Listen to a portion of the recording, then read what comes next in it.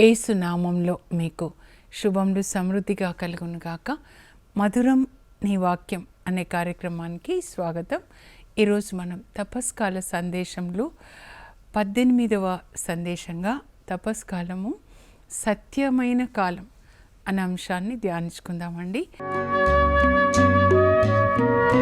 మధురం మధురం నీ వాక్యం నా త్రోవకు దీపం నీ వాక్యం. నిజానికి ప్రభు నాకు ఇచ్చిన ప్రేరణ ఏంటంటే అబద్ధములకు ఉపవాసం ఉండాలి అని చెప్పమన్నారనమాట. అన్నం తినడం లేదు అట్లా అంటారు కదా, మీరు అన్నం కూడా తగ్గించుకుంటే మంచిదే.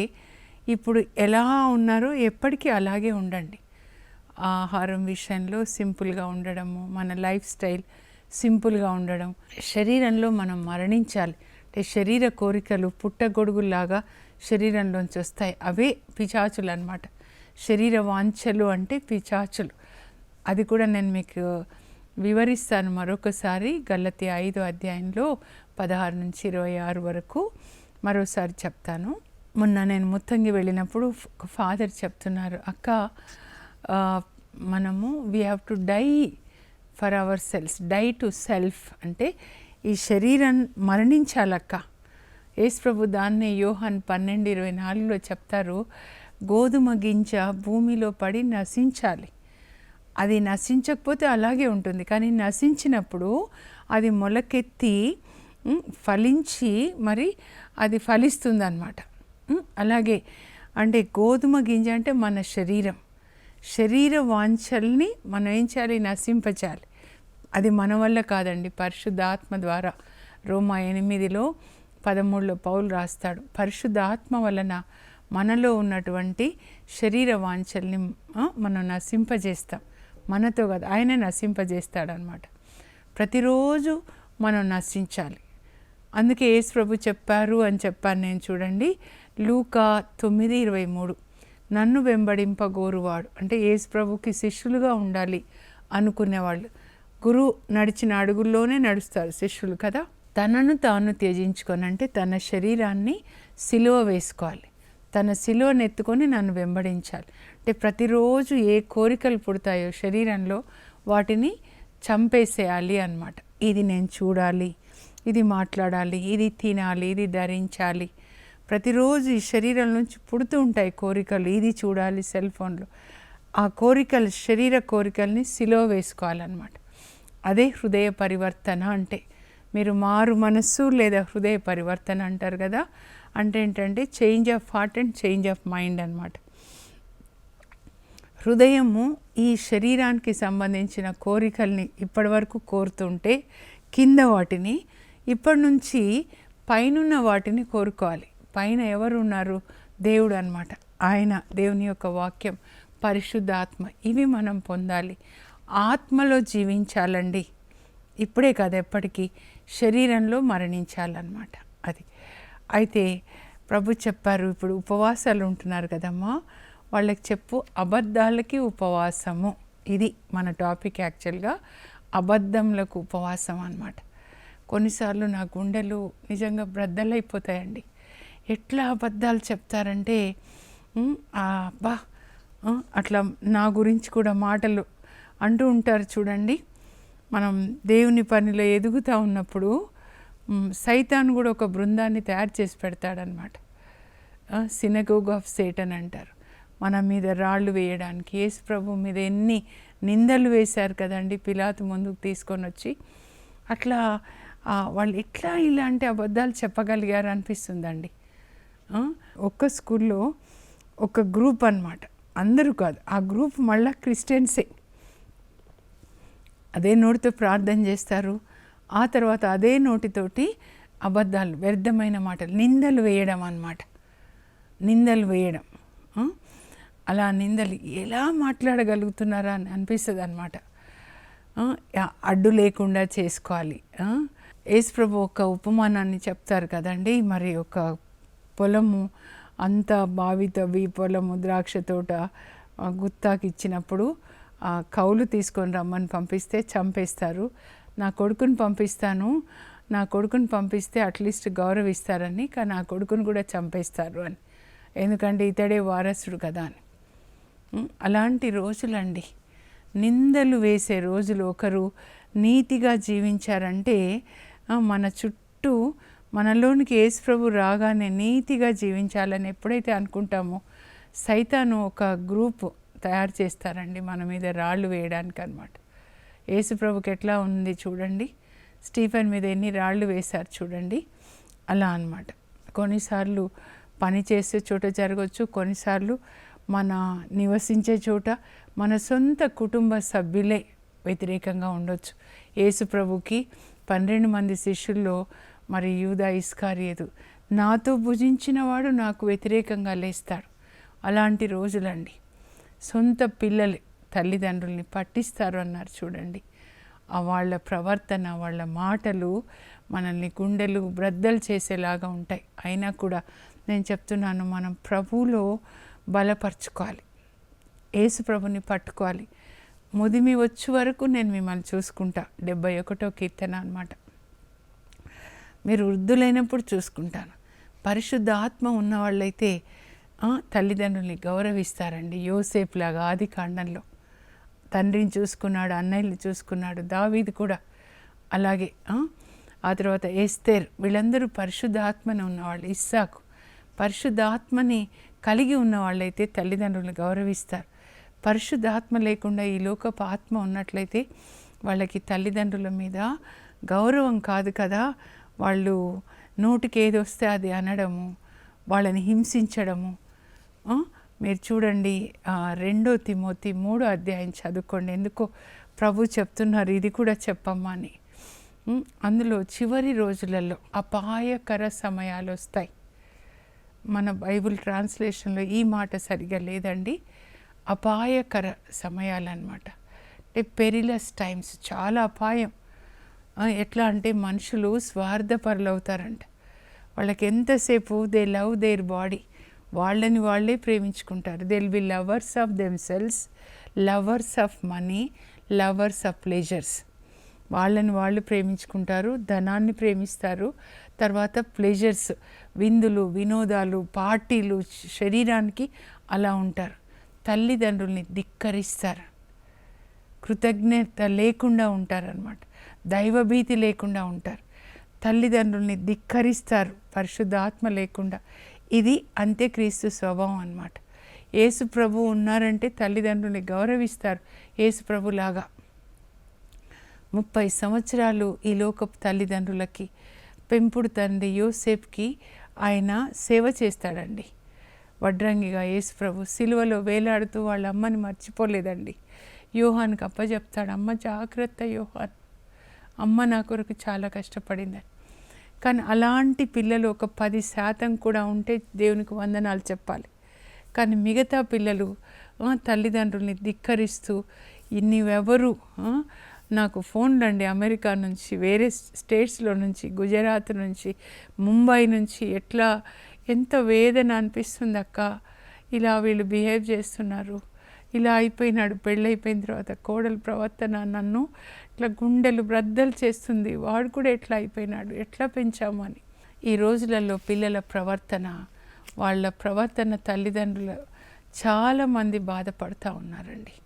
కనుక నేను చెప్తున్నాను. అయితే ఇప్పుడు మనది ఏంటంటే అబద్ధాలు అన్నమాట. అబద్ధాలు మాట్లాడకూడదండి. సామెతల గ్రంథంలో 30వ అధ్యాయంలో 7 నుంచి 9 వరకు అన్నమాట. ఆగూరు ఆయన ప్రార్థన చేస్తాడండి. ఏం ప్రార్థన చేస్తాడంటే మీరు కూడా ఈ ప్రార్థన చేసుకోవాలన్నమాట. ప్రభువా నాకు 2 వరాలు దయచేయి, నేను ఎంత మాత్రం అబద్ధాలు ఆడకుండా నాకు సాయం చేయి.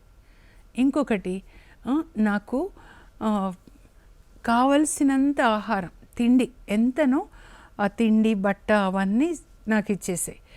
ఒకవేళ చాలా ఎక్కువ ఇస్తే సంపద, డబ్బు ఎక్కువైనప్పుడు నేను ఇంకా నా గర్వంతో అసలు దేవుడెవడు అని అంటానేమో.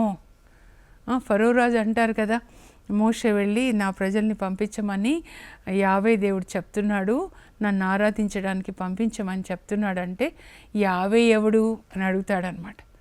అందుకనే ఆ యావేనే ఫరో రాజుని నడి సముద్రంలో ముంచేస్తాడనమాట.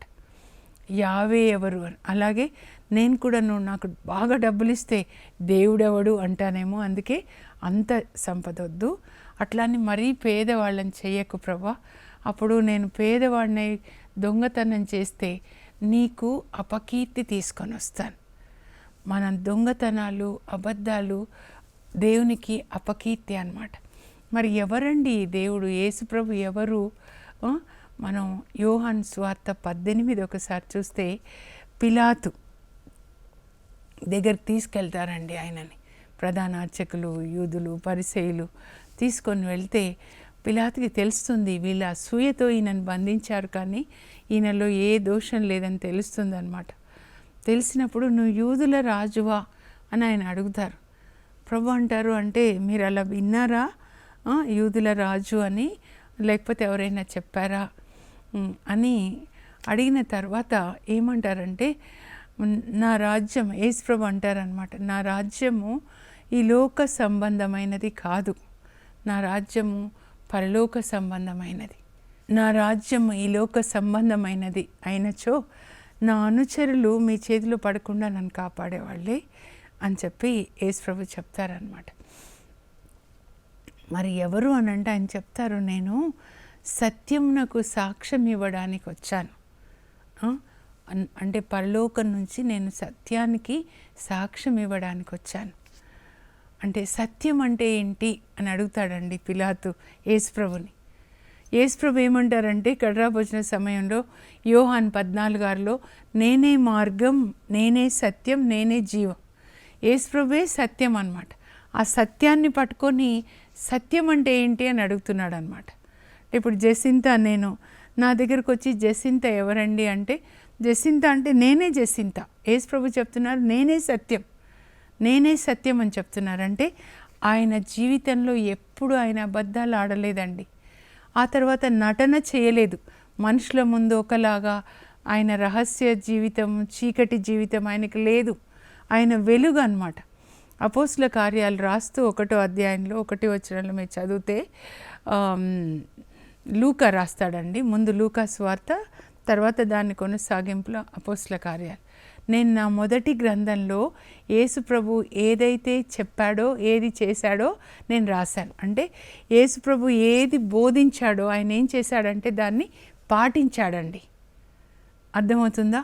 ఇప్పుడు నేను కూడా బోధిస్తున్నాను, కానీ నేను 100% పాటించట్లేదు. ఇంకా నేను ఎదగాలి, నాలో చాలా మార్పు రావాలన్నమాట. కనీసం నేను చెప్పింది 50% పాటించిన, ఇదిగో నాలాగా ఉండండి అని నేను చెప్పొచ్చు. నేను ఇప్పుడు చెప్తున్నాను, ఎందుకంటే నా హృదయ కోరిక ఏంటంటే నేను యేసుప్రభు చెప్పినట్లుగా జీవించాలి. కొంచెం కూడా నేను పక్కకు పోవద్దు, ఆయనను బాధ పెట్టొద్దు, నా వల్ల ఆయన సంతోషపడాలి అని. నేనే సత్యము అని అంటున్నాడండి. యేసు ప్రభు సత్యం అన్నమాట.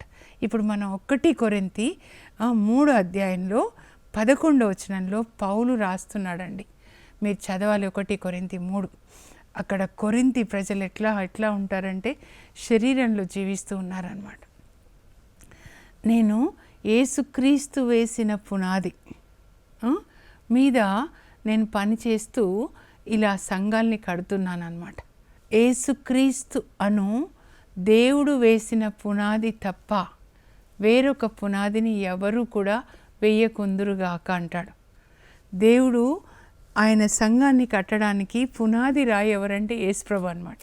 తర్వాత అపోస్తులు, తర్వాత ఇంకా మనందరం కూడా అన్నమాట. అంటే యేసుక్రీస్తు ఎలా నీతి, సత్యము, ప్రేమ కలిగి ఉన్నాడో అపోస్తులు కూడా అలాగే. ఆ రాళ్ళు పునాదికి వాడేటప్పుడు కొలతలు ఉంటాయి కదండి, అన్ని రాళ్ళు ఒకేలా ఉంటాయి. పునాది రాయి యేసు అయితే అపోస్తులు కూడా అదే కొలతలు, అదే పరిశుద్ధత, అదే ప్రేమ, పునీతులు కూడా అన్నమాట. అప్పుడు పరిశుద్ధాత్మ మన ఆత్మల్ని ఒక్కొక్కరిని ఒక్కొక్క రాయిగా ఆయన ఆత్మీయ దేవాలయాన్ని కడతాడండి. 1 పేతురు 2లో ఉంటుంది. నేను అదే అనుకుంటాను, మా సంఘం ఇది, మీ సంఘం ఇది. ఏ సంఘం ఎత్తబడదు, కానీ ఏ సంఘం ఎత్తబడుతుందంటే యేసుక్రీస్తు అనే పునాది రాయి మీద అపోస్తులు పునాది రాళ్ళుగా ప్రతి ఒక్కరు మనల్ని పరిశుద్ధాత్మ అలాగే చెక్కి అదే కొలతలు, అదే ప్రేమ, అదే నీతి, అదే పరిశుద్ధత మనల్ని కూడా ఒక్కొక్క రాయిగా దేవాలయం, ఆధ్యాత్మిక దేవాలయాన్ని కట్టినప్పుడు అందులో పరిశుద్ధాత్మ నివసిస్తూ ఆ పరిశుద్ధాత్మ కట్టిన దేవాలయం వధువు సంఘం ఆయన యేసు ప్రభు వచ్చినప్పుడు దాన్ని ఎత్తి ఆ వధువు సంఘాన్ని పరిశుద్ధాత్మ యేసు ప్రభుకి అప్పగిస్తాడు. అక్కడ ఆ వధువుతో వివాహం జరుగుతుందన్నమాట. నేను అదే అనుకుంటున్నాను, 3వ దేవాలయం అని ఎన్ని ప్రాణాలు పోతున్నాయండి. 3rd టెంపుల్ కట్టాలని. 3rd టెంపుల్ మనం కాదు, నూతన నిబంధనలో పరిశుద్ధ ఆత్మదేవుడే యేసు ప్రభు పునాదిగా, ఆయన బోధన, ఆయన జీవితము, అపోస్తులు పునాది రాళ్ళుగా, పునీతులు, అలా ఇప్పుడు మనం కూడా అన్నమాట. మనం కూడా అదే కొలతలుంటే మనల్ని చెక్కి సరిచేసి దేవాలయాన్ని కడతాడనమాట. సత్యము, యేసుక్రీస్తు ఎవరంటే సత్యం. మీ ఇల్లు సత్యం అనే పునాది మీద కట్టబడితే మీ ఇల్లు నిలుస్తుందండి. 127వ కీర్తన చూడండి. ప్రభు ఇల్లు కట్టని ఎడల ఇల్లు కట్టేవాళ్ళ శ్రమ వ్యర్థం. ఎన్ని అంతస్తులు అంటే మనం కట్టుకోవాలి. యేసు ప్రభు పునాదిగా, ఆయన సత్యము అనే పునాది రాయి మీద మన ఇంటిని కట్టుకోవాలి. కానీ సైతాన్ ఎవరు? అసత్యం, అబద్ధీకుడు అనమాట. అబద్ధం అనే పునాది మీద కట్టిన ఇల్లు కూలిపోతుందండి. మత్తయి 7:24 ప్రభు చెప్తారు, రాతి పునాది అంటే యేసు ప్రభే రాయి అనమాట. ఆయనలాగా, ఆయన జీవితం, ఆయన బోధన, ఆయనలాగా మనము జీవించినప్పుడు మన ఇల్లు ఆయన వాక్యం ప్రకారం జీవిస్తే రాతి పునాది మీద కట్టబడింది అనమాట. కానీ ఇసుక పునాది, అబద్ధాల మీద చీకటి పనులు చేస్తూ 7 అంతస్తుల మేడ కట్టుకున్నా అది కూలిపోతుందండి. అదే అనమాట ఈరోజు వాక్యం ఏంటంటే అది. అయితే అబద్ధాలు చెప్తే ఏం జరుగుతుంది? మన అపోస్తుల కార్యాలు 4వ అధ్యాయం 32 నుంచి 5వ అధ్యాయంలో ఒక దంపతులను మనం చూస్తామండి. అనానియా, సఫీరా అన్నమాట. పేతురు బోధించిన తర్వాత అపోస్తుల కార్యాలు మీరు చదువుకోవాలి. 2వ అధ్యాయంలో అపోస్తులు పరిశుద్ధాత్మను పొందుతారు. పేతురు అపోస్తులు సువార్తను బోధిస్తూ ఉన్నారు. పేతురు మొదటి ప్రసంగం విని 3,000 మంది యూదులు యేసు ప్రభుని అంగీకరించి క్రైస్తవులు అవుతారనమాట. పెంతెకొస్తు దినాన క్రీస్తు సంఘం పుట్టిన రోజు యెరూషలేములో పుడుతుందన్నమాట. అందుకే మనకు ఆదివారం ముఖ్యమైంది. అప్పుడు ఆ 3,000 మంది ఏం చేస్తున్నారంటే పేతురు బోధించినప్పుడు వాళ్ళు కూడా పరిశుద్ధాత్మని పొందారు. అంటే ప్రేమ అండి. పరిశుద్ధాత్మ అంటే ప్రేమ. ఎవరైనా తండ్రి కుమార పరిశుద్ధాత్మలు అంటే కరుణామయుడు, ప్రేమమయుడు, నీతిమంతుడు. వాళ్ళు ఏం చేశారు? వాళ్ళ ఆస్తిని అమ్మి అపోస్తుల దగ్గర తీసుకొని వస్తున్నారు. అప్పుడు అపోస్తులు ఏం చేస్తున్నారు? అందరికీ, ఆ 3,000 మంది ఉన్నారు కదా, ఎవరికి ఏం అవసరం, వాళ్ళ ఇంట్లో ఏం అవసరం, వాళ్ళ పిల్లలకి ఏం అవసరమో వాళ్ళ అవసరాలకి పంచిపెడుతూ ఉన్నారు. అందరూ ఒకే మనసు, ఒకే హృదయం. యేసు ప్రభు శిరస్సు అవుతే ఆయన శరీరంలో మనం ఒక్కొక్క భాగంగా అంతా కలిసి అన్నమాట. భాగాలు కలిసి ఉంటాయి కదండి. అలా ఇక్కడ నొప్పి అంటే శరీరానికి నొప్పి కదా. వాళ్ళందరూ ఒక సంఘం, ఒక కుటుంబం లాగా ఉంటున్నారండి. నేను అదే అనుకుంటాను, క్రీస్తు శరీరం అంటే ఆమెనని తీసుకుంటున్నాము, కానీ మనం శరీరం అందరం కలిసి ఉంటున్నామా? ఒక ఊర్లో ఒక కుటుంబంలాగా ఉంటున్నామా? చెప్పండి. ఆ ప్రేమ అన్నమాట క్రీస్తు శరీరంలో ఒక భాగంగా. క్రీస్తు ఏం మాట్లాడాడు? ఇప్పుడు యేసు ప్రభు శరీరం ఇది అనుకోండి, నేను ఆయన శరీరంలో ఎముక. అప్పుడు ఆయన నాలుకే నా నాలుక. ఆయన ఏం మాట్లాడాడో నేను మాట్లాడతాను. ఆయన చేతులే నా చేతులు. ఆయన ఎలా ఉన్నారో నేను అలా ఉంటాను ఆయన శరీరంలో ఉంటే. ఇంకొక శరీరం ఏంటి? సాతాను శరీరం. ఆయన శరీరం అయితే తినడము, త్రాగడము, అబద్ధాలు, పాపము, చీకటి, పాపి అన్నమాట. ఆయన సైతాన్ పాపి. అలాంటి అబద్ధాల మీద మన ఇల్లు కట్టుకోకూడదండి. సో ఇక్కడ ఇప్పుడు అపోస్తుల కార్యాలు, అక్కడ అందరూ వాళ్ళ ఆస్తులు అమ్మి అపోస్తుల దగ్గర తెస్తుంటే అపోస్తులు అందరికీ పంచిపెడుతూ అందరూ సంతోషం, వినయం కలవారై దేవుణ్ణి స్తుతిస్తూ ఒక కుటుంబంలాగా జీవిస్తున్నారు. అప్పుడు ఆ రక్షించబడిన 3,000 మందిలో ఒక వ్యక్తి అండి, మహోన్నతమైన వ్యక్తి అన్నమాట. ఏమన్నాలో రాయల్, ఆ దైవభీతి కలిగిన వ్యక్తి ఎవరంటే బర్నబా. మొత్తం ఆస్తి అమ్మి అందరు కొంచెం కొంచెంగా తెచ్చిస్తున్నారు. ఈయన మొత్తం ఆస్తి అమ్మి వచ్చిన డబ్బంతా తెచ్చి అపోస్తులకు ఇస్తాడనమాట. అప్పుడు అందరూ అనుకుంటారు, అయ్యో మనం కూడా ఇవ్వాలి, వాళ్ళకి ఇన్స్పిరేషన్ వస్తుంది, ప్రేరణ మేము కూడా ఇవ్వాలని. అలా ఈ దంపతులకి ప్రేరణ వస్తుందండి. అపోస్తుల కార్యాలు 5లో అనానియా, సఫీరా అన్నమాట. వాళ్ళు పేతురు దగ్గర వచ్చి చెప్తారు, ఏదో మాకు ఇక్కడ 1 ఎకరం ఉంది, అది అమ్మి వచ్చిన డబ్బు తీసుకొని వచ్చి మీకు ఇచ్చేస్తామని. పేతురు అంటాడు సరే అని. వాళ్ళు అప్పుడు ఆ ధర ఎంత ఉంటుందంటే వాళ్ళు ఒక 10,000 అండి అనుకోండి, చెప్తున్నా, ఇది బైబిల్లో లేదు. కానీ వాళ్ళు అమ్మే సమయానికి 50,000 వస్తుంది అనమాట. వాళ్ళు అనుకోలేదు అంత పెరిగిపోతుందని. అప్పుడు వాళ్ళిద్దరు అనుకుంటారు, అయ్యా మనం 40,000 వచ్చిందని చెప్దాము, 10,000 ప్రక్కన పెట్టుకొని అని చెప్పి ముందు సఫీరా భార్య వాళ్ళ ఆయనకి చెప్తుంది, అనానీయాకి, మీరు డబ్బులు తీసుకొని వెళ్ళి పేతురుకి ఇవ్వండి, నేను తర్వాత వస్తాను అంటే ఆయన సరే అని వెళ్తాడనమాట. వెళ్ళి ఇదిగో మీకు 1 ఎకరం ఇస్తామని చెప్పాం కదా దేవుడికి, అది అమ్మితే 40,000 వచ్చిందని డబ్బు తీసుకొని వస్తాడు.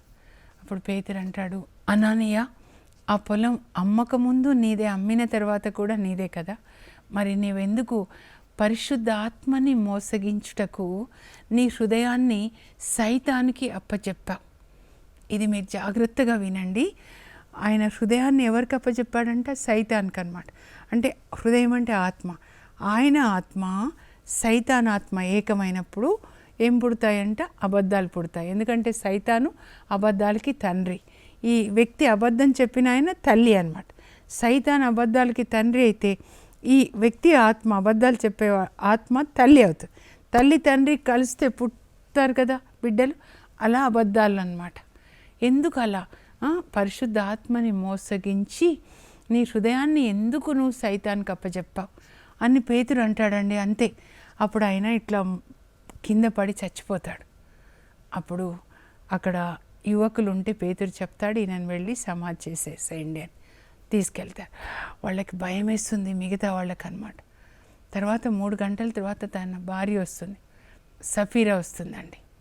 3 గంటల తర్వాత, అమ్మ ఆ పొలం అమ్మితే ఎంత వచ్చింది అని అడుగుతాడు పేతురు. అంటే 40,000 మా ఆయన రాలేదా, డబ్బు తీసుకొని వెళ్ళాడే అంటే, ఎందుకమ్మా మీరిద్దరు కూడా బలుక్కొని ఇలా అబద్ధాలు చెప్తున్నారు, మీ ఆయనని సమాధి చేసిన వాళ్ళు ఇదిగో ఇప్పుడే ఇక్కడే ఉన్నారు అని చెప్తూనే ఉంటాడు. ఆమె కూడా కింద పడి చనిపోతుందండి. అప్పుడు అందరికీ భయం వేస్తుంది అన్నమాట. దేవుడు అనేక అద్భుత కార్యాలు చేస్తున్నారు. మరి అబద్ధాలు చెప్పగానే ఇక్కడ చనిపోయారు. ఇప్పుడు మనలో కూడా మనం చెప్తుంటాం కదా, అబద్ధాలు చనిపోవట్లేదంటే ఆత్మ చనిపోతుందండి. ఆత్మ లేని శరీరం ఎట్లా ఉంటుంది? ఒక మృతదేహంలాగా అన్నమాట. మనం సత్యం పలకాలి అని 2 గొప్ప వ్యక్తులు బైబిల్లో మనకి సలహా ఇస్తున్నారండి. ఎవరంటే ఒకరు దావీదు, ఇంకొకరు పేతురు అనమాట. దావీదు 34వ కీర్తనలో ఆయన ఏమంటాడంటే 11 నుంచి 13 వచనాలు మీరు చదవాలి. ఇదో మీకు దైవభీతిని నేను నేర్పిస్తాను. దైవభీతి అంటే ఏంటి అని నేర్పిస్తాను బిడ్డలారా. ఆయన పెద్దగా అయిపోయినాడు అనమాట. మీకు చెప్తున్నాడు దావీదు, మీరు సంతోషంగా ఉండాలి, ఆనందంగా జీవించాలి. మీరు బ్రతకగోరినచో, దీర్ఘకాలం జీవించి శుభములు బడయగోరినచో అబద్ధములు ఆడకండి, కపట మాటలు మాట్లాడకండి. అప్పుడు మీరు మీ జీవితంలో శుభాలు జరుగుతాయి, మంచి జరుగుతుంది అన్నమాట. ఎందుకంటే సత్యం పలికినప్పుడు యేసు ప్రభు మనల్ని ఆశీర్వదిస్తారు, దేవుని రాజ్యంలో ఉన్నట్లు అన్నమాట. అబద్ధం చెప్పినప్పుడు సైతాన్ రాజ్యంలో ఉంటాం. కనుక అప్పుడు సైతాన్ ఏం చేస్తాడు? అప్పు బాధలు, అనారోగ్యము, పోట్లాటలు, ఆత్మని నరకానికి తీసుకెళ్తాడనమాట. ఎందుకంటే సాతాను అబద్ధాలకి తండ్రి యేసు ప్రభు చెప్తారు మత్తయి 8:44లో. ఇప్పుడు పేతురు ఏం చెప్పాడు? 1 పేతురు 3:10 అండి. మీరు ఆనందమయ జీవితాన్ని జీవించాలి అని కోరుకుంటే మీరు అబద్ధాలు చెప్పకండి, కపట మాటలు మాట్లాడకండి. ఎందుకంటే అబద్ధాలు చెప్పేవాళ్ళు దేవునికి విరోధి, సైతాన్ విరోధి కదా. సో సైతాన్ పిల్లలు అవుతారు. ఆయన తండ్రి అయితే మనం పిల్లలు అవుతాం. అబద్ధాలు చెప్పినప్పుడు దేవుడు విరోధి అవుతాడు. ఆయన చెడ్డ వాళ్ళని నాశనం చేస్తాడు, దుష్టులని. కానీ మంచి వారి ప్రార్థన ఎప్పుడు ఆలకిస్తూ మంచి వాళ్ళకి ఆయన మేలు చేస్తాడని చెప్తున్నారనమాట. కనుక మనం మన జీవితంలో అబద్ధాలు ఆడొద్దు. యోబు గురించి చెప్పి ముగిస్తా అండి. ఇప్పుడు జ్ఞాపకం చేశారు. యోబు 27:3-6 వరకు ఏం చెప్తాడంటే 27వ అధ్యాయంలో, నా ముక్కు రంధ్రములలో దేవుని శ్వాస నిలిచి ఉన్నంత వరకు ఈ పెదవులు అబద్ధము చెప్పవు, నాలుక అసత్యము పలుకదు. అందుకే గాడ్ ఏమంటారంటే యోబుని గురించి, Job is a perfect man, ధర్మాత్ముడు, దోషరహితుడు, పాపమునకు దూరముగా ఉండువాడు, దేవుని పట్ల భయభక్తులు కలవాడు. దేవుని పట్ల భయభక్తులు కలిగి ఉండడం అంటే సత్యం పలకండి. మీ ఇంటిని సత్యం అనే పునాది మీద కట్టుకొనండి. అబద్ధాల మీద కట్టిన ఇల్లు కూలిపోతుంది. యేసుక్రీస్తు అనే పునాది, సత్యం మీద మీ పునాది వేసుకునండి. భారతదేశం మోటో ఏంటంటే సత్యమేవ జయతే, ట్రూత్ విల్ ట్రయంఫ్ అన్నమాట. నేను స్కూల్ పిల్లలకు కూడా చెప్తాను, మనం ఎప్పుడు సత్యమైన నాలుక కలిగి ఉంటే దేవుడు మనకి జయాన్ని ఇస్తారు. ప్రార్థన చేసుకుందాం. పరలోకపు మా తండ్రి, మీ పరిశుద్ధ నామం నాకు స్తోత్రం కలుగును గాక. యేసయ్య, నేనే మార్గం, సత్యం, జీవం అని చెప్పారు ప్రభా. మేము నీతి మార్గంలో నడవాలి. మీరే మార్గం, నీతి మార్గం, సత్యమైన మార్గం, అది జీవాన్ని ఇస్తుంది ప్రభా. మీరెంత సత్యంగా జీవించారు. మీ బోధన ఏది బోధించారో అదంతా సత్యమైనది కనుక ఆ వాక్యం ప్రకారం జీవించాలి. మిమ్మల్ని మాదిరిగా తీసుకొని సత్యమైన నాలుకని కలిగి ఉండి యోబులాగా మేము కూడా సత్యం పలకాలి ప్రభా. అననీయ సఫీరాలాగా అబద్ధాలు చెప్పకుండా మా నాలుకని నాయన మీరు అగ్నితో కాల్చి శుద్ధి చేయండి. యెషయా నాలుకని ఎట్లా కాల్చారో యెషయా 6వ అధ్యాయంలో మా నాలుకని అగ్నితో అభిషేకించి మా నాలుక సత్యమైన నాలుకగా ఉండునుగాక. యేసు నామంలో అడుగుచున్నాం తండ్రి, ఆమెన్.